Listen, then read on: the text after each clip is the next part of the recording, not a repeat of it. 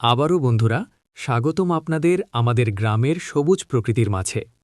আজ আমরা নিয়ে এসেছি আপনাদের সামনে মাচায় করা টমেটো চাষের এক দারুণ দৃশ্য।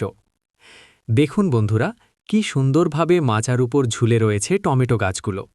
এখনও সব টমেটো কাঁচা, কিন্তু আকার দেখেই বোঝা যাচ্ছে ফসল হতে আর বেশি দেরি নেই। আর মাত্র কয়েকদিন পরেই এগুলো লাল হয়ে পাকবে, তখন দেখতে আরও সুন্দর লাগবে।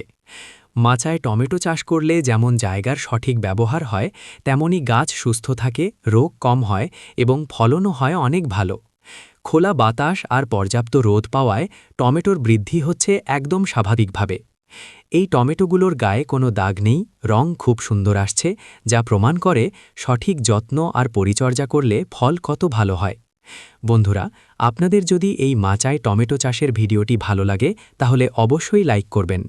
কমেন্ট করে জানাবেন কেমন লেগেছে, আর নতুন নতুন গ্রামের চাষবাসের ভিডিও পেতে আমাদের চ্যানেলটি সাবস্ক্রাইব করতে ভুলবেন না।